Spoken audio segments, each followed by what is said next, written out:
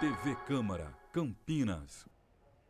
Olá, muito boa tarde para você que está acompanhando a nossa programação da TV Câmara Campinas. Nós estamos ao vivo nesta sexta-feira aqui no plenário da Câmara Municipal para acompanhar uma reunião da Comissão de Estudos sobre o Desenvolvimento do Campo Grande. Essa comissão que é presidida pelo vereador Cecílio Santos e que se encontra aqui de forma presencial para debater sobre o Campo Grande, que, lembrando, foi convertida em distrito em 2015. Esse é um dos tópicos desta reunião, que você acompanha pelas nossas redes sociais e aqui pela TV Câmara Campinas.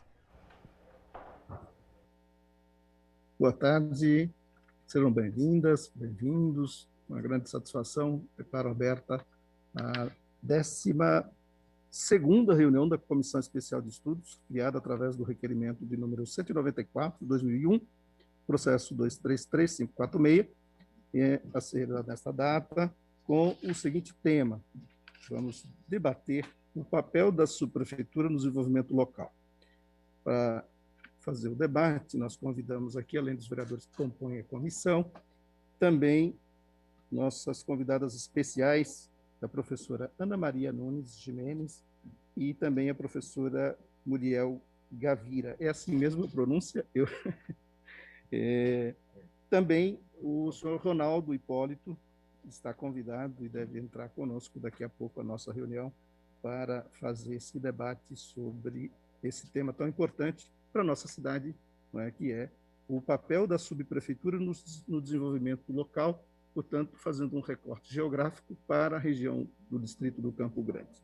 Quero agradecer aqui a presença e a participação do vereador Paulo Búfalo, que compõe a nossa comissão e é o relator da nossa comissão.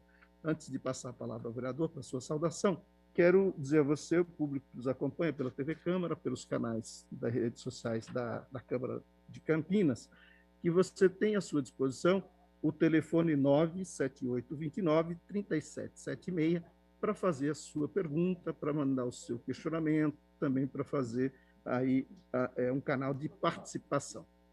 Além do telefone que citei, também tem o e-mail, comunicação, sem o C cedilha, comunicação@campinas.sp.leg.br. Tá bom? É uma grande satisfação contar com a sua participação aqui na nossa comissão. Quero também agradecer aos trabalhadores aqui da TV Câmara, ao cerimonial da Câmara, nosso fotógrafo que nos ajuda aqui sempre fazendo belas imagens, e passar então a palavra ao vereador Paulo Búfalo para a sua saudação inicial. Vereador, bem-vindo. Obrigado, presidente Cecílio.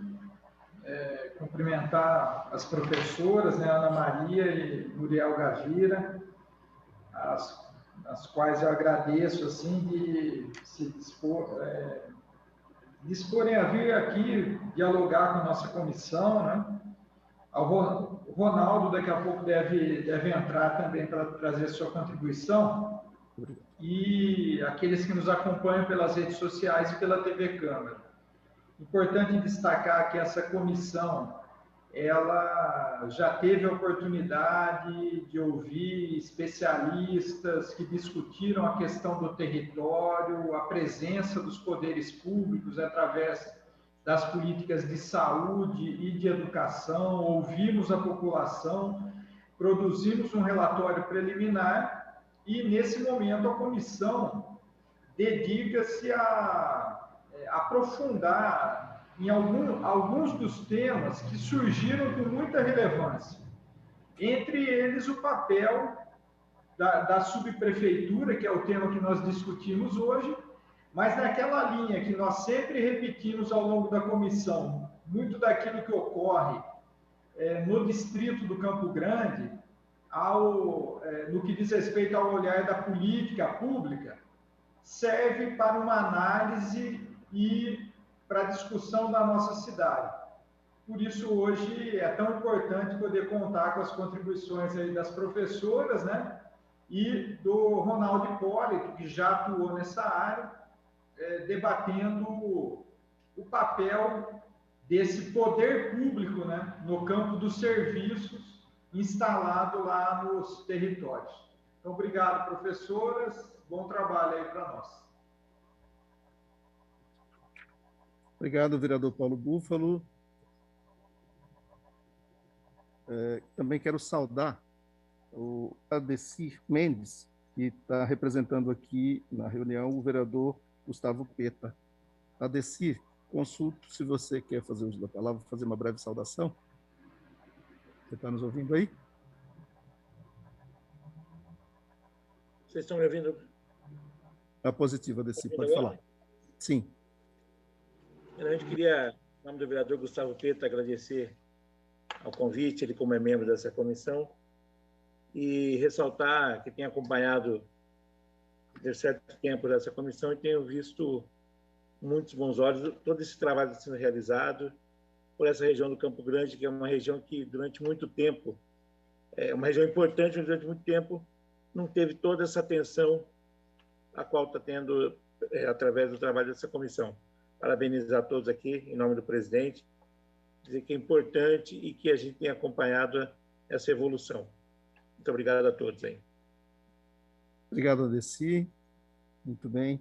Então, quero passar a palavra à professora Ana Maria Nunes, visto que o Ronaldo parece que não conseguiu ainda logar e se conectar aqui à nossa reunião, né? Então, a professora Ana Maria Nunes Gimenez, pós-doutoranda da Universidade Estadual de Campinas, é bacharel em Ciências Jurídicas pela Universidade Metodista de Piracicaba, especialista em Direito do Trabalho e Direito Processual do Trabalho da UNEP e mestre e doutor em Política Científica e Tecnológica pela Unicamp. Então, professora, seja muito bem-vinda. O Ronaldo está aqui já, né? Que bom. Embora tenha anunciado, professora Ana, se a senhora assim, me permitir, gostaria de ouvir e anunciar também o Ronaldo Hipólito. Ronaldo é petroleiro, aposentado, laboratório de refinaria da Paulínia, foi coordenador das administrações regionais no período de 2001, também foi secretário de Serviços Públicos entre 2002 e 2004, na administração Toninho Isalene, trabalhou também como chefe de gabinete da Secretaria de Recursos Hídricos e Ambientais Urbanos do Ministério do Meio Ambiente entre 2007 e 2010 e gerenciou também a Secretaria de Resíduos Sólidos no período entre 2011 e 2013. E colaborou, né, ajudando na coordenação do Plano Nacional de Resíduos Sólidos. Ronaldo, seja muito bem-vindo. Já que estou anunciando o currículo de todos os nossos convidados, então também farei aqui o anúncio do currículo da professora Muriel Gavira, docente da Faculdade de Ciências Aplicadas da Unicamp, graduada em Administrações pela UFMS, mestra em Engenharia de Produção, doutora em Política Científica e Tecnológica, é pesquisadora e colaboradora do Centro de Investigação de Tecnologias de Informações para a Democracia Participativa, representante da Unicamp na Taylor's Network of Angels, da University. Muito bem-vindos, bem-vindas, e se a professora Ana Maria me permitir, passo então a palavra ao nosso companheiro, amigo Ronaldo Hipólito para sua saudação e também a sua contribuição aí para a nossa Comissão de Desenvolvimento do Distrito do Campo Grande, que discute hoje, neste debate, o papel da subprefeitura no desenvolvimento local. Ronaldo, seja muito bem-vindo. Obrigado, Cecílio. Eu queria agradecer o convite do presidente da Comissão, Cecílio, cumprimentar a professora Muriel, a pesquisadora Ana Maria, cumprimentar também o vereador Paulo Búfalo, o representante o vereador Gustavo Peta, o Carlinhos Camelô, vereador, não sei se está aí, e a Débora também, se estiverem, os vereadores e a vereadora, quero cumprimentá-los. Eu fui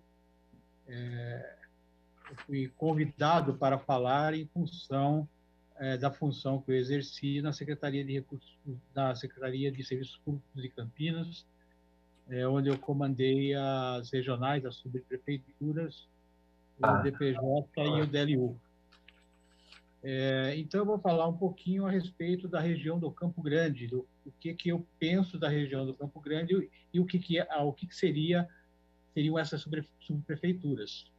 Na época que eu comandei a secretaria, existiam 4 subprefeituras em Campinas só, que é Aparecidinha, Barão Geraldo, Sousas e Joaquim Egídio, né? Agora tem mais 2, né, que é o Campo Grande e a Ouro Verde, e essas regiões do Campo Grande e do Ouro Verde, que são regiões muito populosas e que ficam ao outro lado da Anhanguera, após a Anhanguera, elas foram formadas sem nenhum planejamento, né? E, como consequência disso, tem uma falta de estrutura crônica na cidade. A região do Campo Grande fica a 15 quilômetros do centro, logo tem uma dificuldade da locomoção das pessoas para o centro, né? E fica longe da prefeitura e de todos os equipamentos, e da maioria dos equipamentos públicos da cidade. A região é uma das maiores de Campinas, e a mais populosa, com 190 mil habitantes, conta com 52 bairros, vários núcleos habitacionais e divide o espaço urbano com uma importante área rural, além de fazer divisa com a cidade de Hortolândia, né? O Campo Grande, como ele não foi planejado, acabou que o crescimento se deu muito fragmentado. Então, tem muitos espaços vazios e dificulta tanto a logística de serviços, de operações de serviços da prefeitura, quanto a mobilidade da população dentro da região, entre bairros, né? Ele tem ainda dentro, tem um diferencial dos outros lugares também, porque dentro do Campo Grande tem dois antigos aterros, né? Tem o antigo aterro da Pirelli e tem o aterro Delta, que ainda tem algumas coisas funcionando lá, como a unidade de reciclagem de resíduos da construção civil, que foi no nosso governo que nós montamos, né? E tem também a pesagem, essas coisas todas, e tem a finalização do aterro também, que tem que fazer uma constante monitoramento ambiental. Então, baseado em todos esses problemas, é que eu acredito que o censo da criação da prefeitura saiu vencedor no fim naquela época, né? E para poder atender a demanda da população, a prefeitura tem que contar com infraestrutura mínima, né? Já que, quando foi para criar essas subprefeituras, segundo a própria prefeitura, o objetivo era aproximar os serviços públicos dos cidadãos, facilitando o acesso a procedimentos que não estavam disponíveis naquele momento lá na região, só no passo municipal. E os equipamentos eram muito distantes, né? Então, para suprir tudo isso, né, a gente teria que ter uma subprefeitura que tem não só o nome de subprefeitura e um subprefeito, ela tem que ter uma estrutura mínima para isso, né? Ela precisa ter estrutura mínima para fazer, além da manutenção da cidade, né, dos próprios, a manutenção dos viários, ela também tem que ter a coordenação dos processos de implementação da política na região, as diretrizes, normas fixadas pelo governo, e também os procedimentos internos, que possibilitem dar rapidez às demandas que acontecem na região, né? Para fazer tudo isso, existe a gente tem que ter um parâmetro de algum lugar para começar a partir disso. Eu pesquisei um pouco, foi na prefeitura de São Paulo, e eu peguei como parâmetro a subprefeitura de Parelheiros. Por que Parelheiros? Porque Parelheiros tem as condições bem parecidas, embora a área seja maior, o dobro de território, mas ela tem a mesma quantidade de habitantes, mais ou menos, um pouco menos, por 160 mil habitantes. Ela abrange uma importante também área rural, que é na periferia de São Paulo, e também faz divisa com a cidade vizinha também. A regional divisória, uma subprefeitura divisória. E qual seria essa estrutura, no meu modo de entender? Primeiro, começa que as regionais ainda têm muita deficiência no plano operacional. A gente precisaria de um reforço no quadro operacional da administração da 13, né? As distâncias são longas, a logística de trabalho é difícil, porque os bairros para se comunicar têm dificuldade, tem muitos obstáculos que precisam ser planejados de como suprir isso, e tem muita demanda também, né? E tem uma área rural com muita estrada vicinal, e tem muita ruas não pavimentadas, então isso, em época de chuva, principalmente, ela fica muito atravancada com o serviço. Então, a parte operacional, mesmo que não tivesse a subprefeitura da regional em si, ela já teria que ter alguma melhoria, de melhorar o quadro de servidores, por se qualificados nas diversas áreas que precisam de atendimento na região, né? E, no caso da parte da subprefeitura, acredito que, olhando o mapa de outras subprefeituras, né, como eu já citei aqui atrás, né, nós teríamos que pensar em uma estrutura mínima de pessoal também lá dentro. Independente de cargo comissionado ou não, temos que pensar no que a gente tem que ter numa subprefeitura para que o papel dela seja cumprido de acordo com a intenção da criação dela, né? Então, nós teríamos que ter, pelo menos, uma pessoa ou alguma pessoa indicada para protocolo, para recebimento de demandas em geral. Nós teríamos que ter alguém na área de comunicação para informação em geral da prefeitura, de eventos, de utilidade pública, de eventos esportivos, culturais e assim por diante. Teríamos que ter alguma coisa na área jurídica, por causa dos conflitos fundiários, que ainda tem bastante lá, apoio à fiscalização e apoio às fiscalizações também, né? E precisaria também de alguém na área de planejamento de projetos. Para que isso? Então, até para melhorar a mobilidade, a questão das pontes, passarelas e melhorias de áreas de lazer, como praças e outros tipos. Então, teríamos que ter também alguém desta área, né?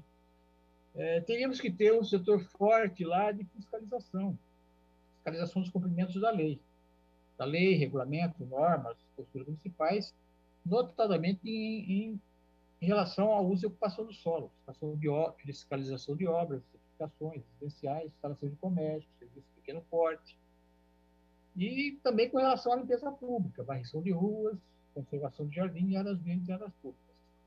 Esse setor de fiscalização, na prefeitura como um todo, ele é deficitário. Em todas as áreas precisa, mas em áreas que estão crescendo muito e desordenadamente, teríamos que ter uma fiscalização mais rígida, não só na ocupação do solo, como também no descarte de resíduos nas beiras dos córregos, nos terrenos vazios, falta de limpeza de terrenos, e tudo isso gera vetores de doenças para a cidade e para a região como um todo. É uma região que tem uma população que é mais formada da classe D, C e E, então é uma população mais vulnerável, precisa de mais atendimento, né? Precisaria também, no meu modo de pensar, aqui um setor do governo tipo porta aberta, assim, né, para receber não só protocolos, mas receber pessoas também para tratar de assuntos sobre finanças, por exemplo, IPTU, IPVA, os impostos necessários, ICMS, as coisas que são necessárias para funcionamento de uma região, né? Na área de finanças. Na área de transporte, por causa da mobilidade difícil que tem lá, então teríamos que ter um serviço nessa linha. Na área de assistência e trabalho e renda, e também pela característica da reunião, seria muito importante ter na região. Eu queria colocar um parênteses aqui, que nessa coisa da fiscalização e do atendimento da porta aberta, nós temos que pensar que uma região que tem 52 bairros e mais várias comunidades, que isso acaba chegando perto de 80 localidades, isso tem uma gama de comércio muito grande, e a maior parte ainda informal, porque não temos um olhar para melhorar essa situação, né? Então, a prefeitura tinha que ter algumas pessoas que soubessem trabalhar essa linha de atuação na área dos alvarás, na área de fazer com que as pessoas trabalhem dentro da lei com os benefícios da lei. E estando fora da lei, acaba que não tem alguns benefícios que teriam se estivesse dentro da lei. Então, e nesse geral, para fechar o complexo da prefeitura, eu diria que era necessário também ter, aos moldes do que tem o centro, tem uma zeladoria, nos moldes, só que não exatamente igual. No centro, a zeladoria do centro, ela cuida mais de patrimônio tombado, estação ferroviária e essas coisas. Lá teria que haver uma zeladoria, mas para tratar principalmente das áreas que vão dar algum lazer para a população. Então, principalmente na área de esporte, cultura, turismo e lazer. Lá, por exemplo, na região rural, eles têm algumas áreas grandes de plantação de flores, por exemplo. Então, teríamos que ter alguns programas para linkar esse produtor a algumas atividades, talvez turísticas, nessa área. Então, tudo isso aqui para ser feito, do prédio central da prefeitura, pode até tentar se fazer no papel, mas tem que estar lá presente para fazer. Na nossa prefeitura seria o lugar ideal para fazer isso. Esse modelo que eu copiei, que eu coloquei aqui, é um modelo que seria talvez o ideal para ter de trabalho de uma subprefeitura daquela região. Não sei se o ideal é possível, mas a gente tem que sempre correr atrás do ideal para ir pelo possível. Uma coisa que, no meu modo de ver, não deve acontecer é ter uma subprefeitura que tem só um subprefeito e, além, me parece que ainda tem a regional, e tem o administrador regional e o subprefeito só para ter mais uma pessoa com 2 ou 3 cargos a mais. Então, os cargos só em si não resolveriam. Agora, se você montar uma estrutura desse tipo, nós teremos cargos, realmente, porque a área de comunicação terá que estar ligada diretamente ao subprefeito, a área jurídica terá que estar ligada diretamente ao subprefeito, e as outras coisas ligadas a uma praça de atendimento, onde teríamos o estilo porta aberta. Então, só para a gente colocar um pouquinho de números de como funciona lá, eu tenho números aqui de 2002 e 2003. Então, você pega os atendimentos por exemplo, atendimentos emergenciais. É mais de 2 por dia de atendimentos emergenciais em todos os anos que nós tivemos na prefeitura. Primeiro ano foi 733 atendimentos a emergências, em 2002, 764, e em 2003, 888, e assim por diante. O que é emergência? Emergência são as chuvas que acabam com as ruas que não são pavimentadas, que a prefeitura precisa ir lá, os transbordamentos de rios, as quedas de pontes, de passarelas que são feitas lá, que a maior parte era de pinguela, e tem muita passarela que é pinguela, que a própria população faz, isso cai, aí tem que ir lá e arrumar, ou interditar de vez para evitar acidente, e assim por diante, né? Então, tem uma gama de serviços, e isso aqui é só na parte de emergência, tem todo o resto da parte que é a manutenção normal da cidade, que é a manutenção de tapa-buraco, a manutenção de sarjeta, de boca de lobo, tratamento de poda de árvore, capinagem, varrição, algumas demolições, algumas construções de alguns próprios públicos, melhorar a situação de escola, de posto de saúde. Todas essas coisas já são parte operacional. Mas o planejamento disso aqui, a subprefeitura, eu acho que ela foi para lá para ter um planejamento melhor e uma agilidade maior nesse tipo de coisa. Então, na minha visão, estando longe da prefeitura desde 2004, mas com os números, alguns números que eu peguei dentro do site da prefeitura e os números que nós tínhamos na época, é isso que eu poderia contribuir para o debate aqui. Então, eu fico à disposição, agradeço mais uma vez o convite e fico à disposição para a gente fazer o debate e responder perguntas ou trocar ideias sobre algum ponto que eu falei aqui. Muito obrigado. Maravilha. Muito obrigado, Ronaldo. Muito bom. Quero saudar e agradecer aqui também a participação do Rômulo Silva, assessor do vereador Carlinhos Camelô, que também compõe esta comissão. Seja bem-vindo, Rômulo. Quero, então, passar a palavra agora à professora, deixa eu pegar aqui também, professora Ana Maria Nunes Gimenez. Professora, seja muito bem-vinda, muito obrigado por aceitar nosso convite. A senhora tem a palavra, tempo de... Ok, obrigada. Só vou esperar a Muriel. Ok, então. Esse convite veio um pouco em cima da hora, então a gente ficou preocupada se aceitava ou não, até para ter alguma apresentação de qualidade. E aí nós conversamos, nós temos um grupo de estudos, né, um grupo de estudo e pesquisa, sobre as relações universidade-sociedade. Então, sobre como se comunicar com comunidades, sobre políticas públicas. Então, nós resolvemos aceitar porque nós defendemos tanto essa relação da universidade com o entorno, e aí agora vem um convite para a gente se relacionar e a gente não está preparado. Então, eu, né, Ana Maria, a professora Muriel, que está aqui conosco, tivemos também a colaboração da coordenadora do nosso grupo, que é a Simone Palone, a Muriel é a vice-coordenadora, e preparamos, então, a seguinte apresentação. Pode passar, Muriel? Então, aqui nesse slide nós temos a estrutura da nossa apresentação. Nos foi falado que era, né, como se comunicar com comunidades, enfim, então nós estruturamos a apresentação da seguinte forma, né? Eu trago uma parte mais conceitual, não é muito extensa, dividimos aí meio a meio a apresentação, uma parte mais conceitual, pensando em desenvolvimento local, e então a professora Muriel, no segundo momento, vai trazer questões mais práticas mesmo, questões mais de estratégias, enfim, impactos. Então, é apresentar elementos para interações com comunidades, para enfrentamento e mitigação dos desafios, para um melhor diálogo, para que esse diálogo, essas interações possam ocorrer de uma forma mais favorecida, mais fluida, né? Para o desenvolvimento local. E no final, então, a professora Muriel traz algumas sugestões práticas.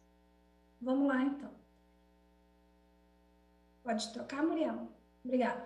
Então, eu trago aqui o conceito de desenvolvimento endógeno, né, do economista, professor emérito da Universidade Federal de Minas Gerais, que ele desenvolveu aí um trabalho em 2015. Essa aqui é a versão de um outro estudo do qual ele participou em 2018. Então, ele vai falar aqui, para você trabalhar com comunidades, para você trabalhar o desenvolvimento local, é interessante você partir do conceito de desenvolvimento endógeno. E o que é isso? É um desenvolvimento que ele é fomentado não a partir de cima, é um desenvolvimento que ele é fomentado a partir da própria localidade, a partir da própria região e dos seus arredores. E ele envolve, então, as experiências de planejamento participativo, com o desenvolvimento, então, dos próprios cidadãos, dos próprios beneficiados e a organização sociopolítica das comunidades. Próximo. Então, esse desenvolvimento endógeno, ele, segundo o Haddad, ele é interessante por quê? Porque ele favorece, né, você ouvir as comunidades, você também dá a elas um certo empoderamento, um certo protagonismo nesse pensar o seu local. Então, e você parte a partir das capacidades que determinada comunidade possui. Aqui já ouvi falar que essa comunidade é uma comunidade que tem uma série de dificuldades e de infraestrutura, mas a gente pode pensar essa ideia também dos seus arredores, né? Do que pode ser aproveitado. Isso envolve mobilização social, isso envolve uma política de recursos humanos, materiais e institucionais em uma determinada localidade ou região. Então, no próximo slide aqui, eu trago uma estrutura pensada pelo Haddad para esses projetos de desenvolvimento endógeno. Então, segundo o autor, isso começa a partir do inconformismo, né? O inconformismo com dada realidade. Então, após esse inconformismo, você parte para uma diagnose participativa, você vai apurar. Então, eu vi que vocês já fizeram um relatório com participação da comunidade, então talvez essa etapa já tenha sido desenvolvida, mas pode ser pensada para outros novos projetos. Você faz uma diagnose, né, dessa situação, dessa localidade, você estabelece uma agenda de mudanças, a partir dessa agenda de mudanças, um plano de ação, e aí se vai para esse processo de implementação, que envolve vários outros elementos, né?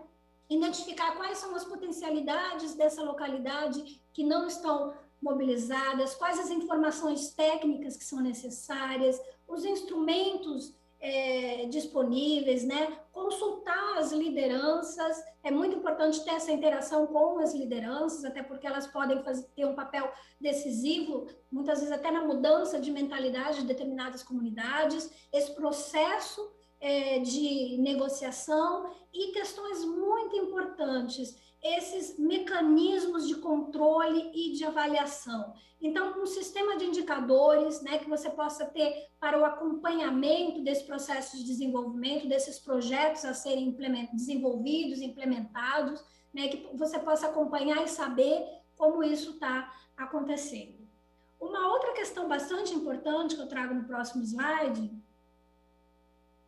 Pode trocar, Muriel? Obrigada. Que você também, quando você pensa nesse processo de mobilizar comunidades e mobilizar para o desenvolvimento local, você precisa ter determinadas capacidades, ou que o autor Boisier chama de capital, né? Então, são diferentes formas de capitais intangíveis que são necessários ter ou desenvolver naquela região ou localidade. Por que intangíveis? Porque não são comparados ao capital material, que a gente pensa em bens móveis, imóveis, enfim, envolve conhecimentos tácitos, envolve uma série de outras questões que não são, no primeiro momento, tangíveis. Vamos para o próximo slide. Que é, então, algumas formas de capitais intangíveis que são necessárias, que elas ajudam a você ter esse papel nas comunidades, contribuir para o desenvolvimento local, mas é necessário que você desenvolva, então, esse tipo de capital. O primeiro é o capital institucional, que tem a ver com as próprias instituições, as organizações públicas e privadas, né? A gente inclui aqui ONGs, não só, então, organizações empresariais, não só instituições públicas, mas também essas organizações não governamentais.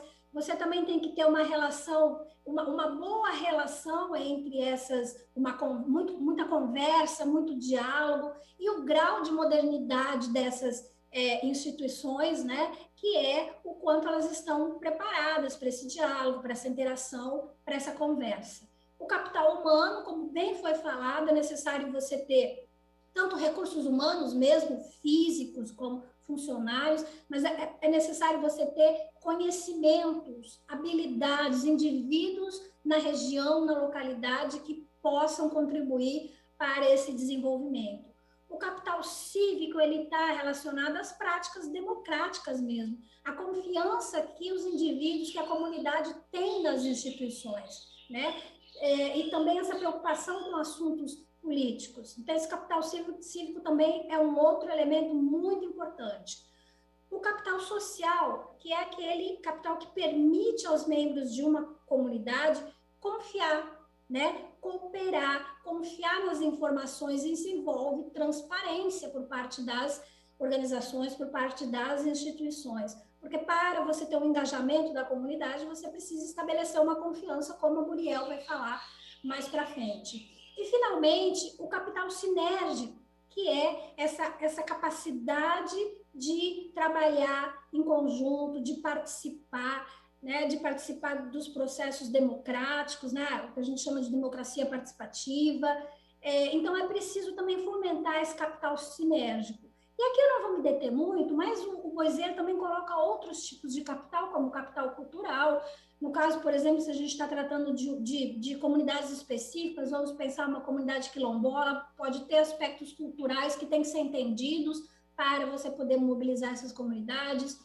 O capital cognitivo, que é um passo além do capital humano, né? Porque o capital humano são conhecimentos e habilidades disponíveis no local, e o capital cognitivo é um balanceamento, né? Porque muitas vezes algumas regiões não têm disponibilidade ou tem muito desequilibrado esse capital humano. Então, seria um balanceamento entre esses conhecimentos e habilidades. E finalmente, o capital simbólico, que é um conceito que vem do Bourdieu, que é aquelas questões de relações de poder. Então, envolve também como acontecem essas relações de poder na comunidade. Então, aqui acredito que é a última parte, mais conceitual. Peço desculpas se eu corri um pouco, estava preocupada aqui com o horário. E agora eu passo, então, para a professora Muriel. Obrigada. Obrigado, professora. Muito boa suas informações. E não correu muito, não. Deu para entender. Peço desculpas por convite ser meio em cima da hora, mas o material apresentado é de excelente qualidade e nos permitirá um bom debate. Professora Muriel, a senhora tem a palavra. Muito obrigada, excelentíssimo vereador Cecílio, também o vereador Paulo Búfalo, também os representantes aí, a Decir e o Rômulo, e ao senhor Ronaldo Hipólito. Aprendi também muitas coisas já aqui nesses instantes que estou com vocês e fico muito feliz. Gostaria de parabenizar pela iniciativa tão importante desse grupo de trabalho e pelo material. Eu tive acesso ao material das reuniões também, uma qualidade excelente, muito bem elaborado. A equipe também está de parabéns aí pelo trabalho. Eu também vou tentar ser breve aqui, mas me coloco à disposição, nós nos colocamos à disposição, o nosso grupo de pesquisa, se quiserem aqui conhecer um pouco mais a esse respeito. Então, o que a gente fez? A gente pensou, nesses anos que temos trabalhado, aí, nesses 3, 4 anos que temos trabalhado nessa área, quais seriam as principais lições que a gente tira, né, para a relação entre o poder público e as comunidades, né? De tudo que a gente viu, de tudo que a gente leu, nesse tempo aí que a gente está, na experiência de vários colegas com trabalhos com comunidades, né? Então, vai nesse sentido das melhores práticas, né? Seguindo aqui, então, como a Ana Maria já falou, se a gente está falando desse desenvolvimento local endógeno, isto é, ele é feito de baixo para cima. Então, que a participação das pessoas é muito importante, senão a gente fica criando coisas que ninguém quer, né? A gente fica criando serviços e se desgastando com debates que não são do interesse das pessoas e as pessoas acabam parando de participar. Então, a abordagem participativa é importante, que a gente, de alguma forma, abra o debate para as pessoas que moram, para essas 80 localidades que aí temos, né? Um desafio aqui também que a gente já coloca mais para frente, e o professor Ronaldo já falou a esse respeito, a gente precisa ter essas coisas de longo prazo, porque a confiança se constrói no longo prazo, né? Então, a gente precisa criar instituições, e aí vem aquela questão do capital institucional, criar instituições na forma de leis, na forma de programas de longo prazo, né? Que a gente consiga que as pessoas criem essa confiança, porque a confiança não vai, ela é muito tênue, né? Então, a gente tem que ir devagar fazendo essa construção, né? Claro, conhecer a região, que vocês já fizeram aí, tem feito com esse grupo de trabalho, com as suas comunidades, os grupos que existem dentro dessas comunidades, que recursos essa comunidade tem, porque a gente já ouviu aqui vários desafios, mas com certeza eles têm recursos, porque eles estão morando lá, eles estão vivendo lá, e eles têm sua vida, suas famílias lá. Então, temos recursos e capacidades ali, né? Sejam as instituições, né? As igrejas, as organizações não governamentais, os grupos, os movimentos sociais, os representantes do poder público, tudo que tem ali são recursos, capacidades, e a gente tem que reconhecer, entender quais são esses recursos, essas capacidades, esses pequenos negócios, etc. Também conhecer a nossa capacidade como poder público, né? O que a gente pode fazer, o que a gente precisa melhorar, como nossas próprias capacidades. Então, precisamos melhorar o nosso entendimento sobre nossas práticas de participação, ou as nossas formas de comunicação. Então, entender também as suas próprias capacidades, né? E, a partir daí, então, fomentar e desenvolver as capacidades próprias, né, do poder público institucionais e de comunicação, então, com a criação de vias de comunicação ou com treinamento de pessoal, mas fortalecer com programas, fortalecer essas capacidades, né? E aqui eu também coloco, deixa eu pular essa questão das instituições chaves, aqui já volto a elas. Apoiar a criação do capital humano, que a Ana falou também, então criar aí capacidades nessas pessoas que moram nessas comunidades, de diversas formas, apoiar esse capital social, quer dizer, a transparência, o diálogo, várias formas de se fazer isso, né? Reuniões, canais de comunicação, como esse que o vereador falou, olha, está aqui o telefone, liga, faz uma pergunta, né? Canais constantes. As instituições chaves aqui que nós temos é o quê? Isso é uma área de pesquisa que tem se desenvolvido muito e é uma área prática também. Então, vou passar aqui para o próximo slide, que tem um exemplo. Então, a gente chama, são formas de gerar um impacto coletivo no qual a gente une várias instituições que têm a mesma agenda, então tem uma agenda comum. Então, a gente une essas instituições, diferentes instituições, buscando um objetivo comum. Então, tem aqui um exemplo que eu coloquei, que é esse programa. Eu coloquei esse programa porque ele é um programa de longo prazo, já está há mais de 15 anos, e é um programa que chama Shape Up Somerville, que foi criado aí na região de Boston, para combater a obesidade infantil. Tem até uma foto aqui, ó, de um evento que eles fizeram.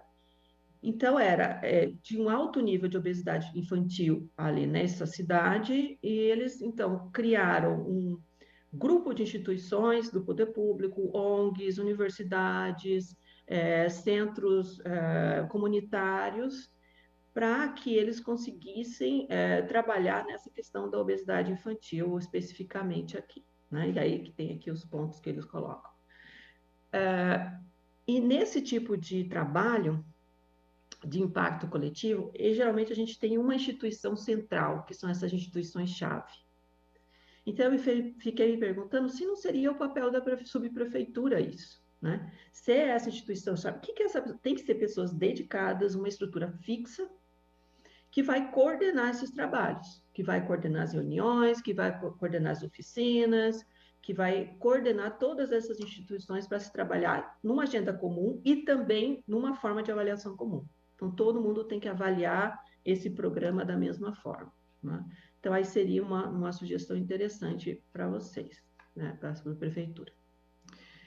Então, as sugestões para a subprefeitura, entender essas realidades e os grupos dentro, né, essas comunidades e essas capacidades e os grupos que estão dentro delas, construir essa relação de confiança com uma interação constante. E aí eu fiquei pensando, a gente sabe das limitações de pessoal que nós temos, né? E eu fiquei pensando, mas o que na nossa concepção seria uma boa coisa? Às vezes a gente consegue fazer. Que cada um desses nossos servidores, terceirizados e não terceirizados, sejam um tipo sejam pessoas que estão trabalhando com a comunidade como se fossem parte dessa comunidade, se fosse um vizinho, né? Seriam embaixadores, assim, vamos dizer, da subprefeitura. Então, estariam lá, ele está fazendo uma obra, ele está ouvindo, ele está conversando com a população, ele está pegando impressões do que está acontecendo. Por que esse problema sempre acontece? O que poderia melhorar para evitar esses problemas, né? Então, ele está ali ouvindo. Então, seria que cada uma dessas pessoas tivessem esse cuidado de ouvir, tivesse um cuidado de se comportar, de participar, de respeitar aquelas pessoas, mas também está ouvindo. E aí você traria essas pessoas para a subprefeitura, em alguma frequência que vocês acharem interessante, no que a gente chamou de ciclos de melhoria contínua, né? Aí, perdão pela parte da administração, mas é nesse sentido, a gente traz esses servidores, quais são as suas percepções? O que você viu ali na prática? O que podemos melhorar? O que as pessoas estão falando? Quando você está ali trabalhando na rua, você percebe o fluxo das pessoas, né? Você percebe o tipo de negócios e pequenos negócios que ali tem? Então, aí vocês vão trazendo de forma a melhorar isso. Como que eu apoio essas comunidades e esses pequenos negócios ali? Porque o interessante é que as pessoas fiquem ali, que as pessoas não fiquem indo para outros lugares, né?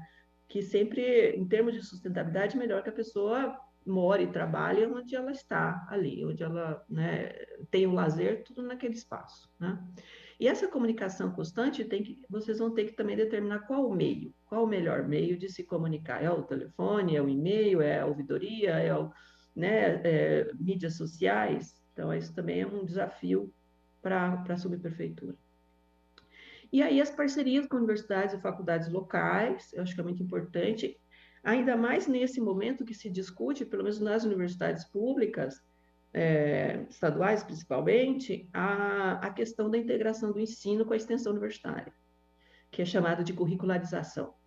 Então, a gente tem uma obrigação legal pelo Ministério da Educação de 10% da carga horária do currículo dos cursos, de todos os cursos, de todas as universidades do Brasil, serem com atividades de extensão universitária, que envolve também o poder público e que envolve também comunidades, né?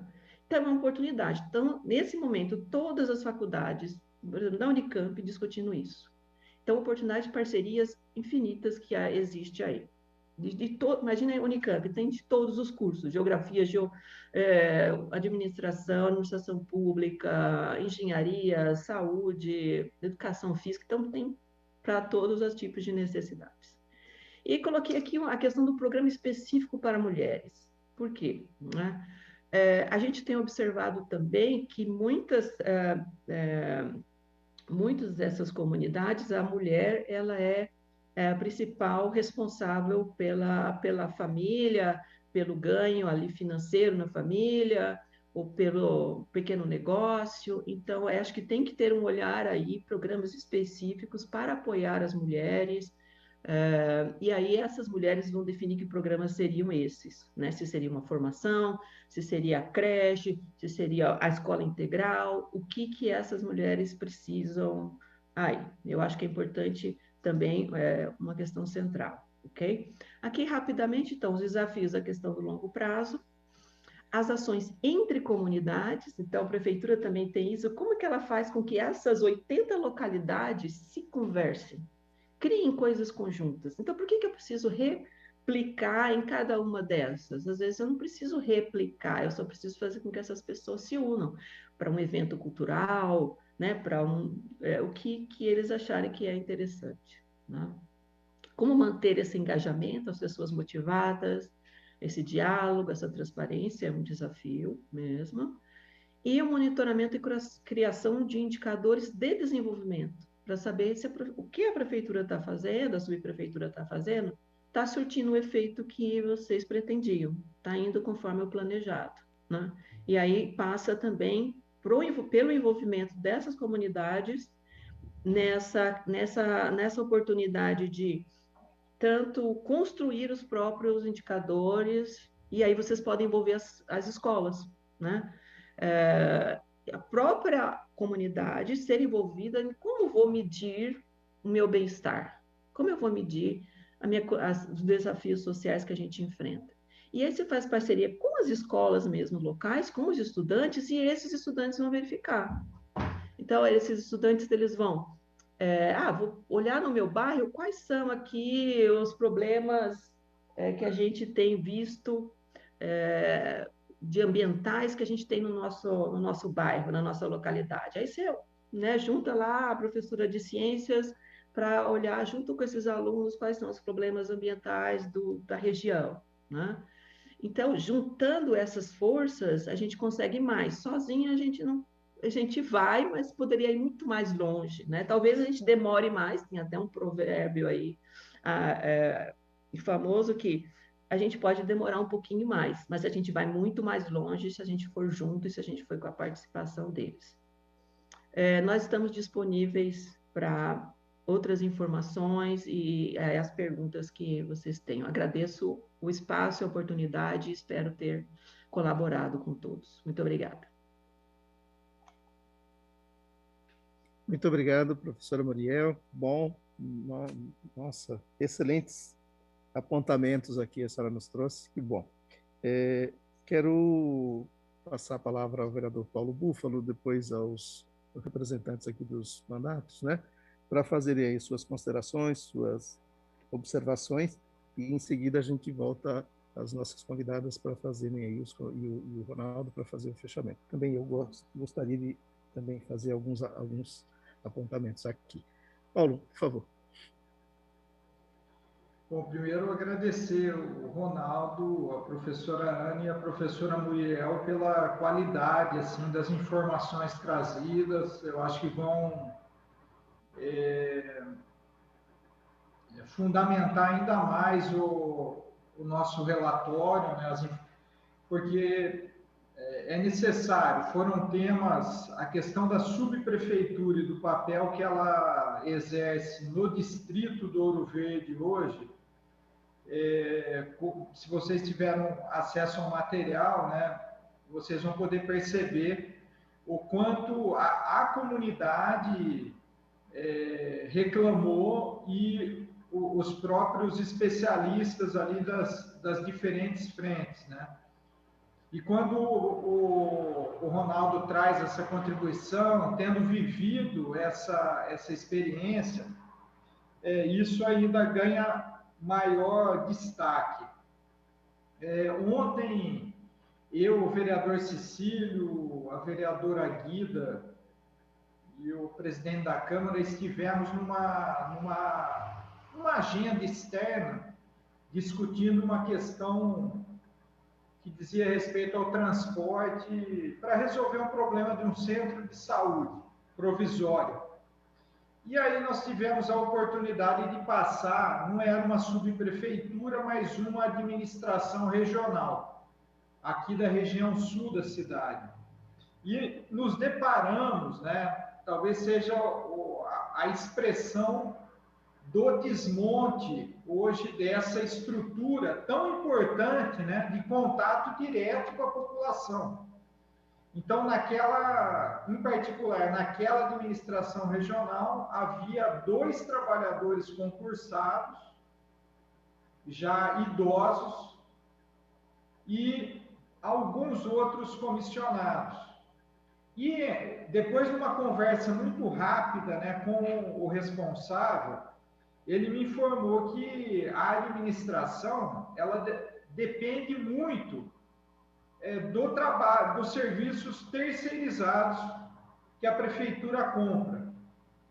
Então, eles vão fazendo uma organização, um agendamento e, esporadicamente, recebem as equipes terceirizadas para poder cumprir esse papel. Então, eu estou destacando isso, né, porque me chamou muito a atenção ontem, e com o olhar trazido aqui por vocês e pelo Ronaldo. O Ronaldo com essa rede que não necessariamente precisa ser o deslocamento de toda a estrutura administrativa da prefeitura para o local, mas é estrutura para atender o acolhimento das demandas, para poder ter uma escuta qualificada, para poder realizar os serviços básicos com características peculiares de cada região. Então, acho que a própria fiscalização, que se não há fiscalização de cumprimento de regras urbanísticas mínimas, vira um total desrespeito. É gente explorando de forma inadequada áreas de proteção ambiental, como tem ocorrido no distrito, descarte de resíduos de forma inadequada. Então, acho que isso é uma contribuição importante. E eu queria, assim, trazer uma pergunta e meio que ouvir a opinião de vocês a respeito do seguinte tema. Nós estamos no processo de definição de uma empresa, uma parceria público-privada que vai explorar por 30 anos o contrato de coleta e destinação dos resíduos sólidos aqui na cidade. E vocês trouxeram muito essa questão do protagonismo, da necessidade do conhecimento do território para poder elaborar uma política pública. No diagnóstico dessa PPP,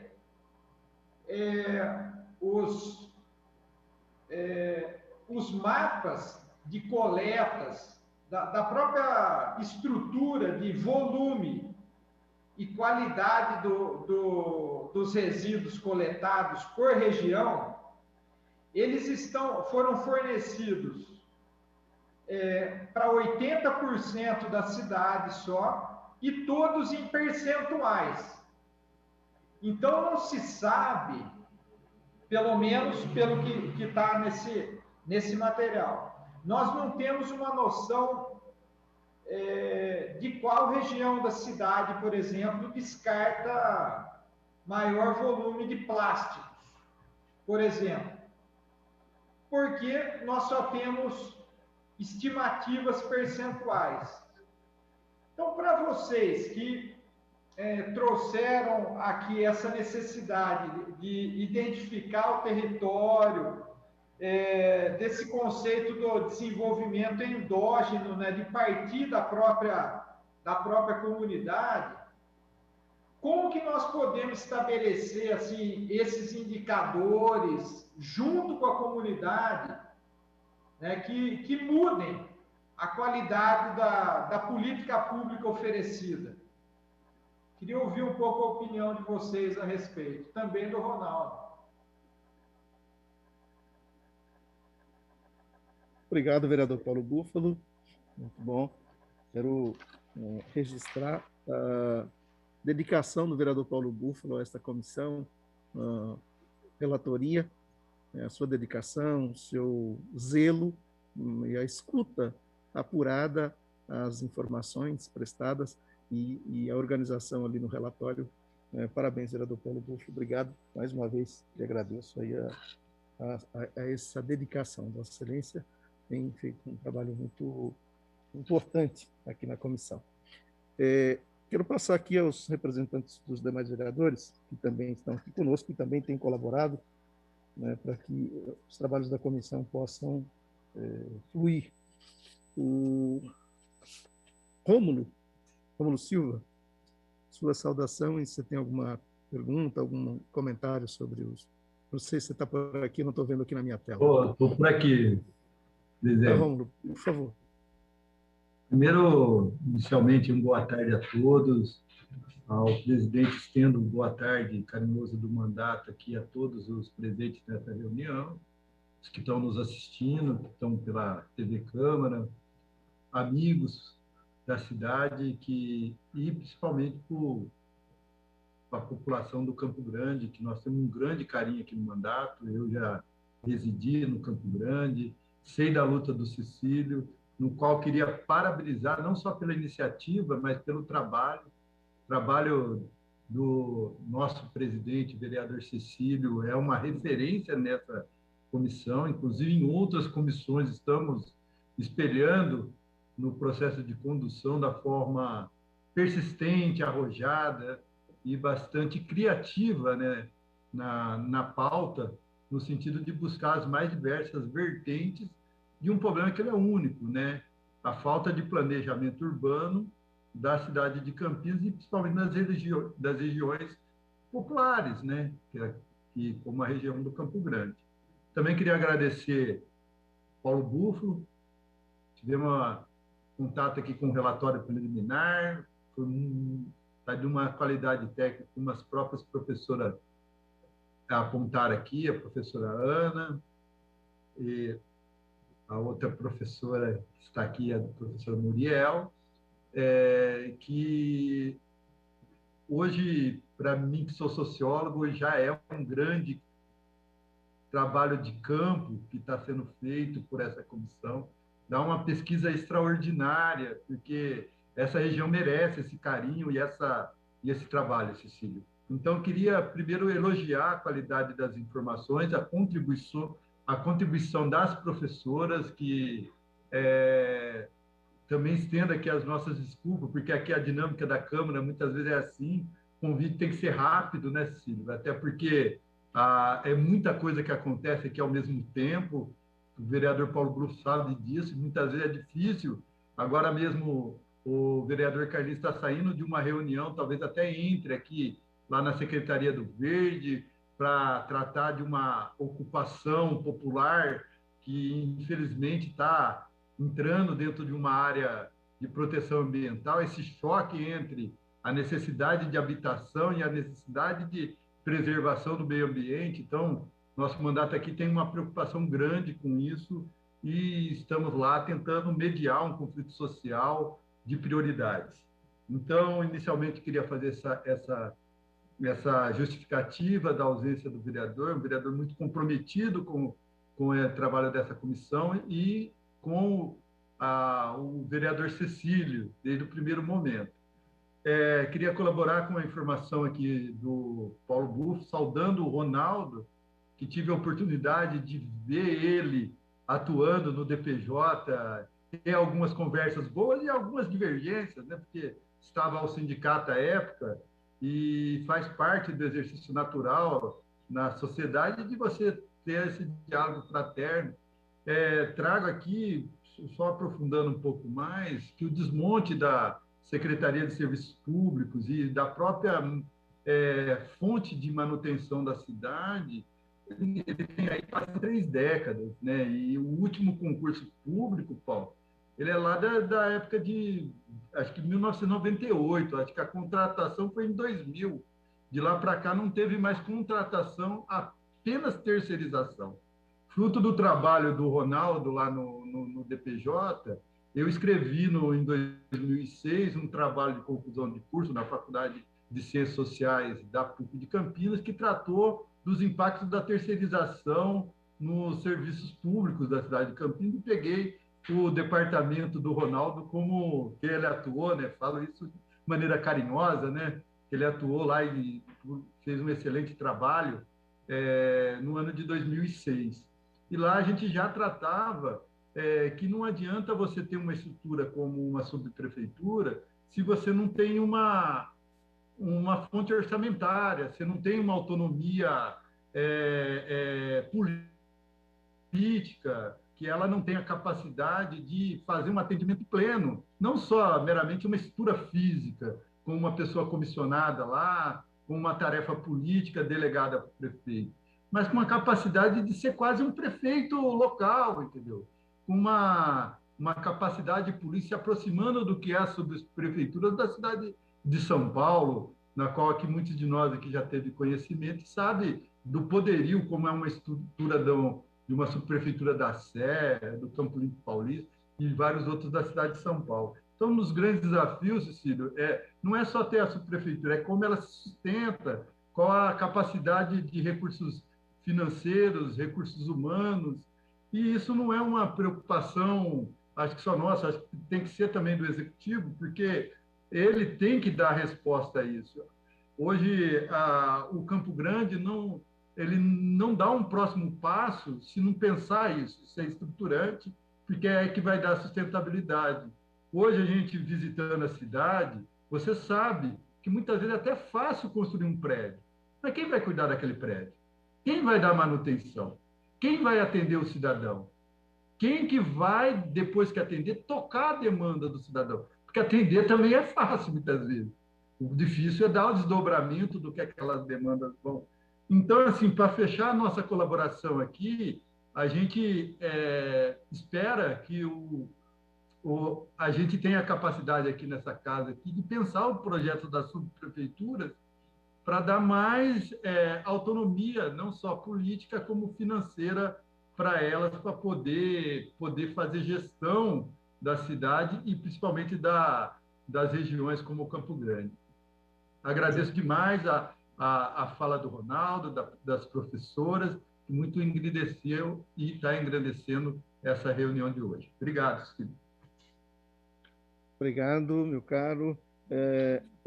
A professora Muriel levantou a mão, eu consulto se a senhora queria já fazer a sua intervenção agora. Não estou aqui preocupado com o horário, estou monitorando o horário para não lhe atrasar. Mas consulto se a senhora queria fazer a resposta ao Paulo e ao Rômulo já nesse momento, ou a gente conclui com a minha intervenção e a intervenção também do Adeci. Pode falar, vereador. Obrigada. Tá. Adeci, te consulto, você pode fazer aí, se você quer fazer uso da fala, aqui por alguns 3 minutinhos, por favor. Bem, eu vou ser rápido aqui, até porque tem muita coisa para a gente ouvir também nos nossos convidados. Mas eu gostaria de chamar a atenção para uma questão que é importante, que foi falado pelo Ronaldo, né, dessa realidade que se coloca hoje de você tem uma subprefeitura e tem também um administrador regional. Se muitas vezes você tendo assim essa duplicidade de funções, se você não poderia utilizar esse espaço para ter uma outra estrutura de funcionalismo lá que é muito importante também para o desenvolvimento. A outra questão é a seguinte: a gente tinha visto aqui muito das subprefeituras, da criação dos distritos, ela foi feita muito às pressas, e assim eu acredito que precisam ter alguns detalhes para ser ajustados, né? E assim, essa comissão aqui, ela tem essa função, e com essa contribuição que foi dada hoje, a gente consegue ficar mais claro de como intervir nesse tema. Então, eu acredito que a gente tem que se debruçar um pouco mais isso aí.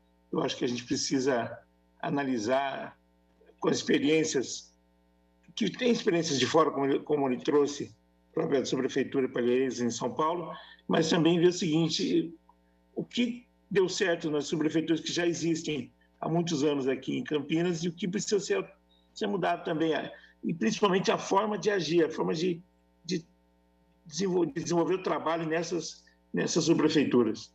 As perguntas que queriam fazer já foram feitas anteriormente aqui, então eu vou ficar mais ouvindo agora para poder a gente ter uma conclusão disso daí. Muito obrigado.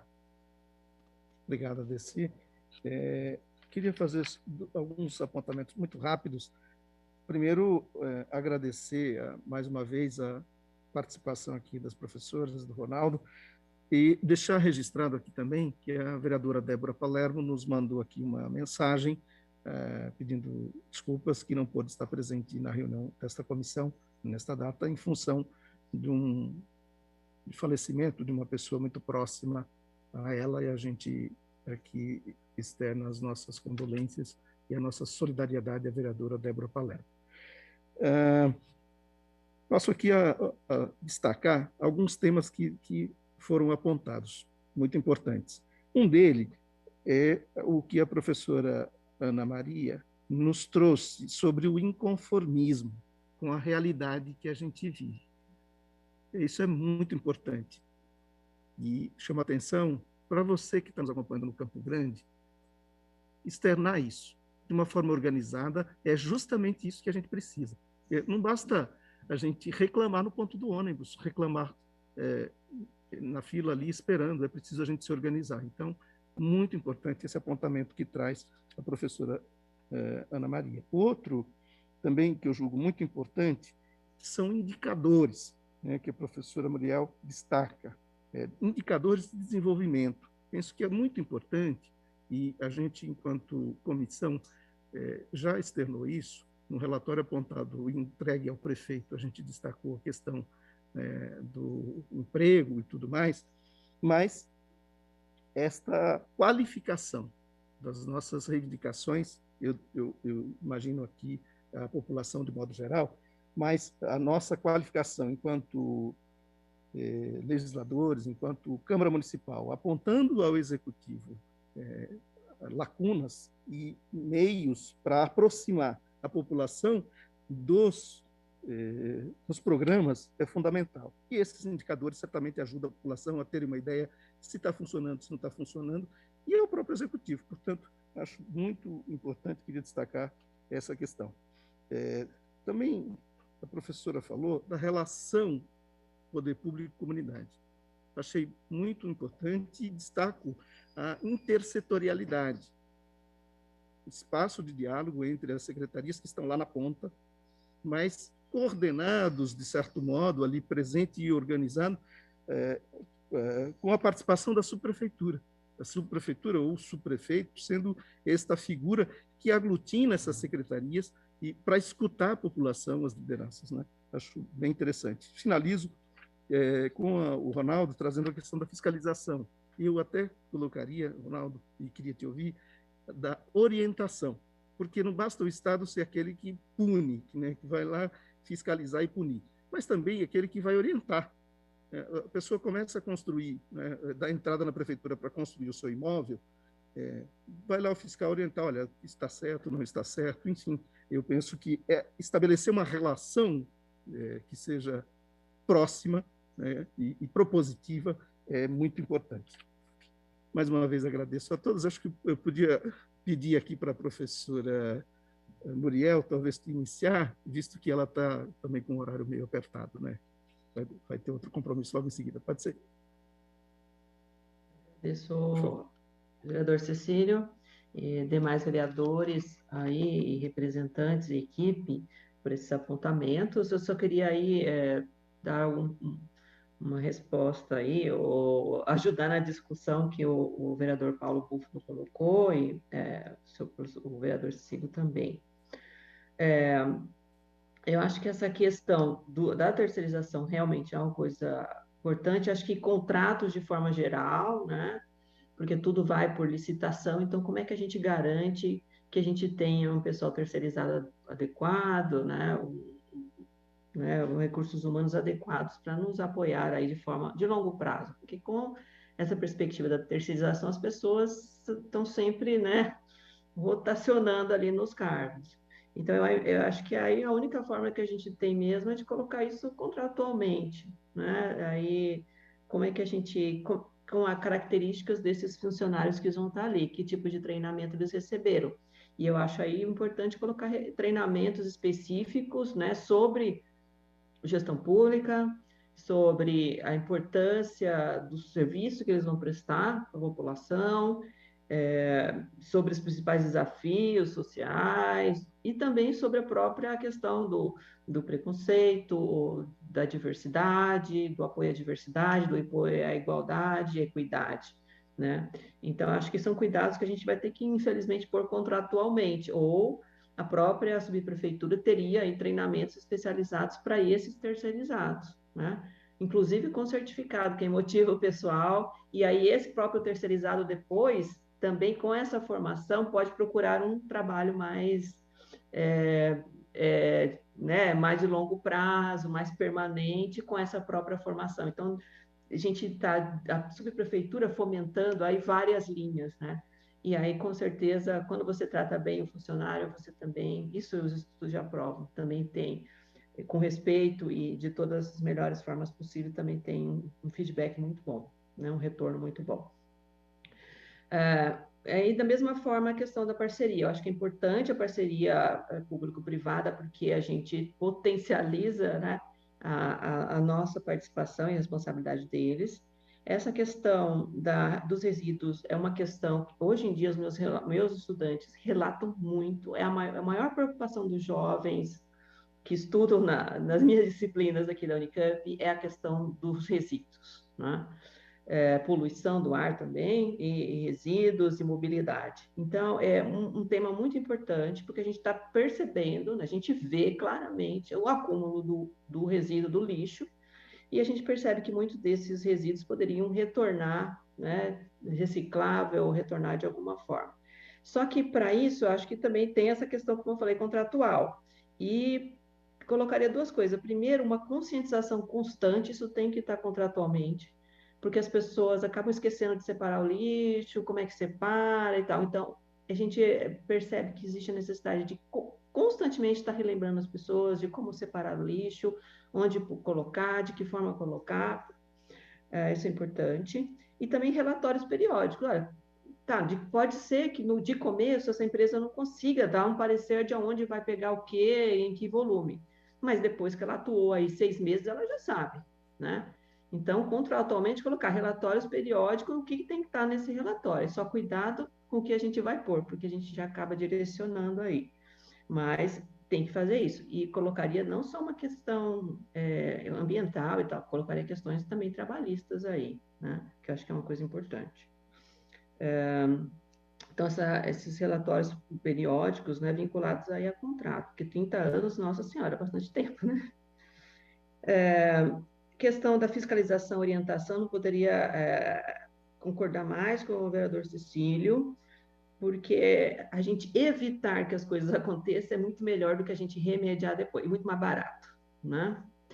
Então, de fato, essa questão da oriental, de evitar que as coisas aconteçam e tal.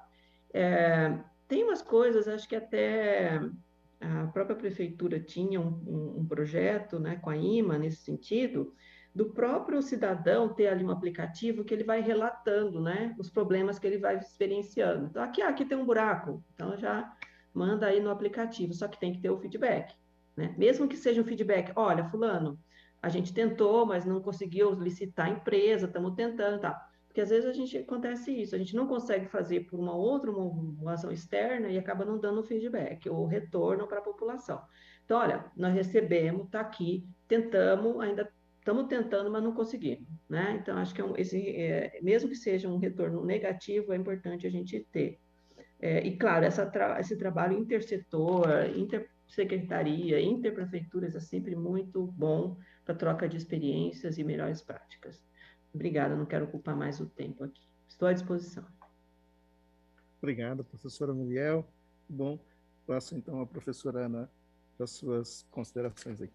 Ok. Primeiro, só esclarecer, quando eu falei do convite rápido, não foi uma crítica, não, pessoal, por favor. Foi uma preocupação mesmo nossa, né? De não perder a oportunidade de falar e de ter esse contato, que é um contato que a gente mesmo vive pregando nos nossos estudos, e aí quando a oportunidade acontece, Então, foi uma preocupação de ter um material de qualidade. Eu concordo com tudo que a Muriel falou, inclusive ela tem até mais competência do que eu para falar a respeito, porque ela é administradora. Eu vou falar da questão dos indicadores, que o vereador Paulo, acho que mencionou.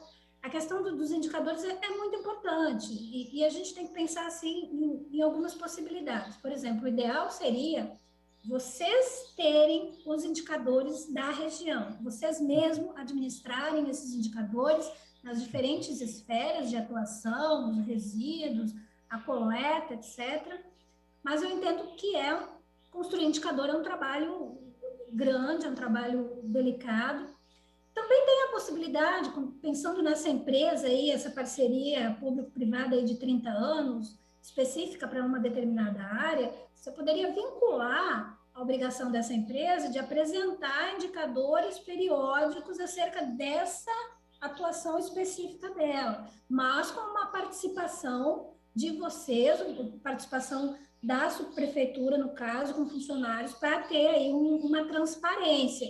Então, tem pelo menos duas formas. A mais segura, digamos assim, seria vocês mobilizarem aí uma equipe para a construção de indicadores nas áreas específicas que vocês querem fazer esse acompanhamento, né? Desde de ir a trabalho de campo mesmo, de apurar esses dados, de conversar com a comunidade e ver qual questão aí que vocês vão levantar os indicadores.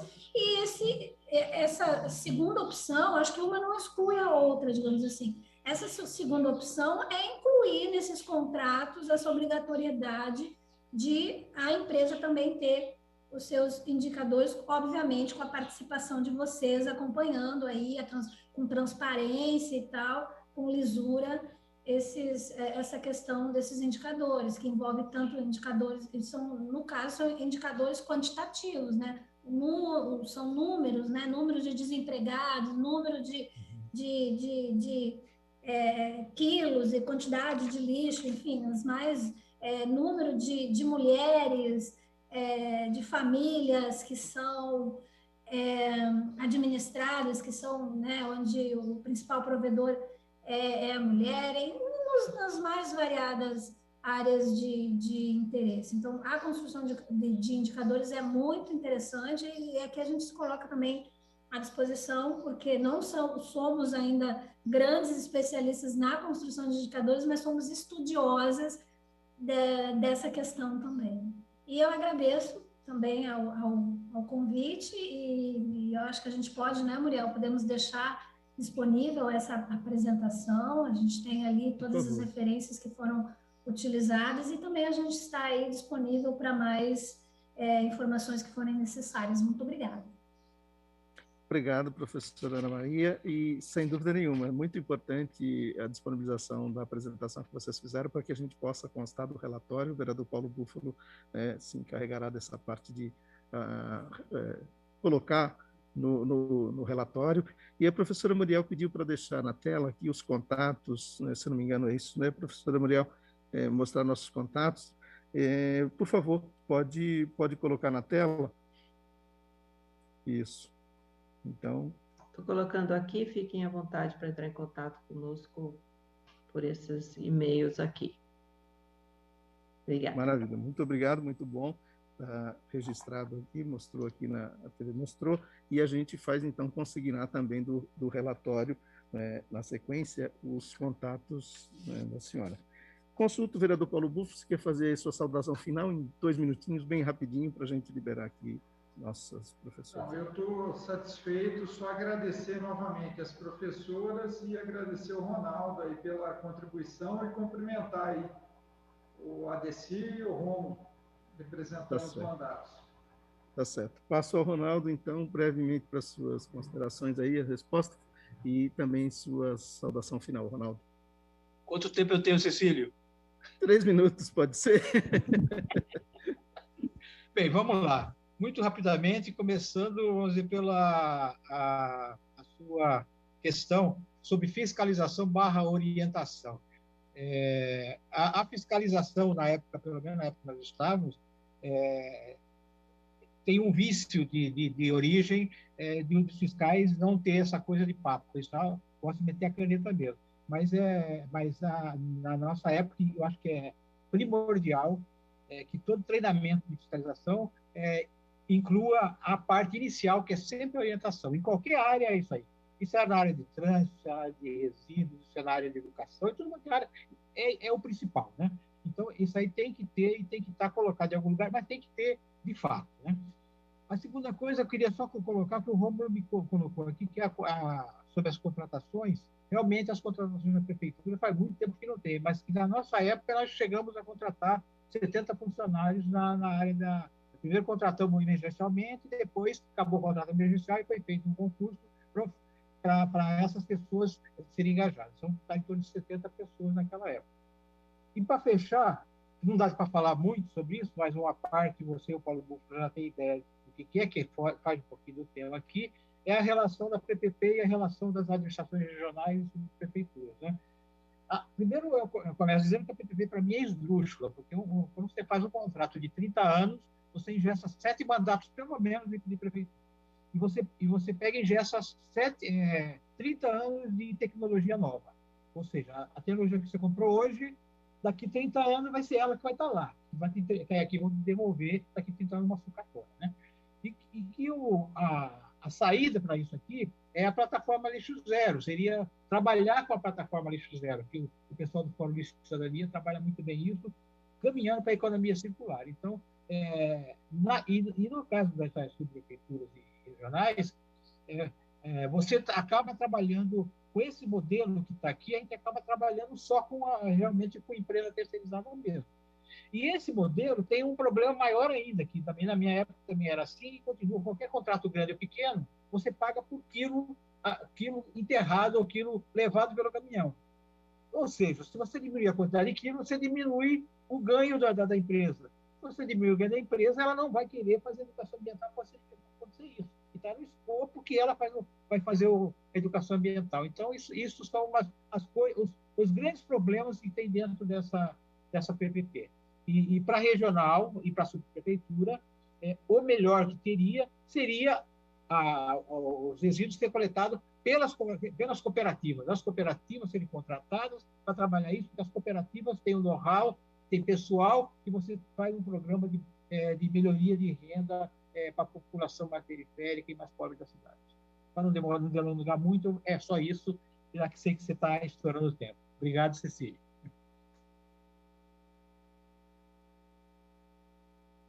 Muito obrigado, Ronaldo. Obrigado pela sua colaboração, pela sua participação. Obrigado também à professora Muriel.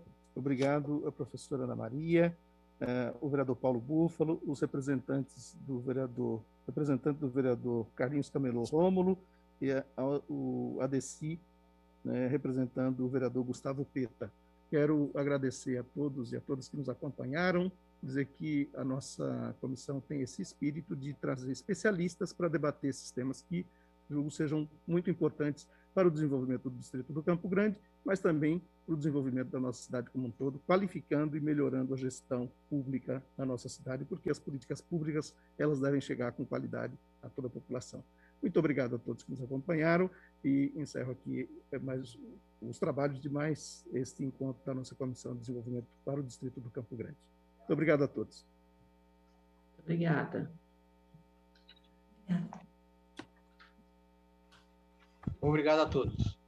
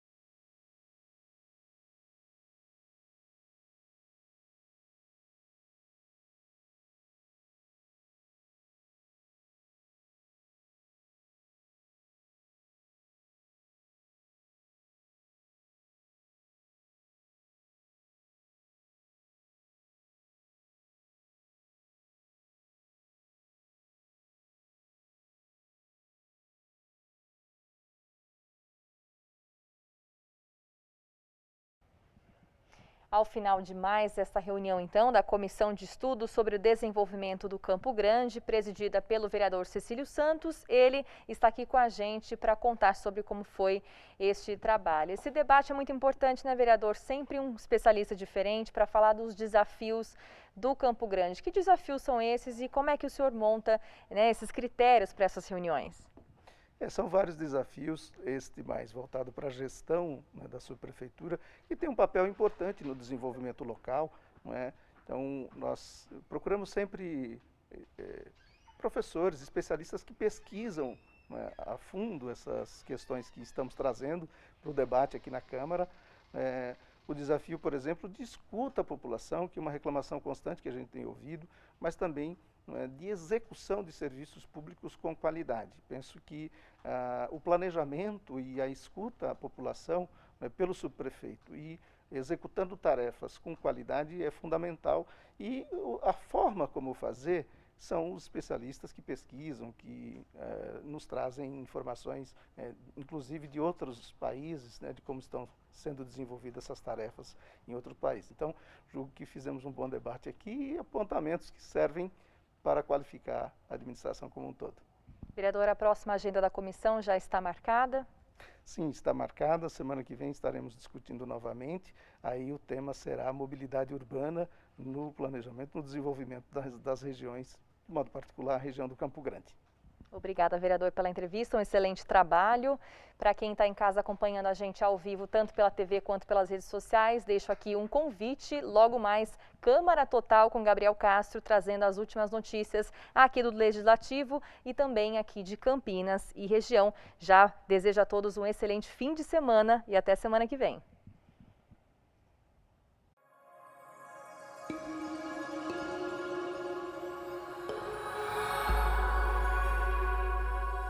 TV Câmara, Campinas.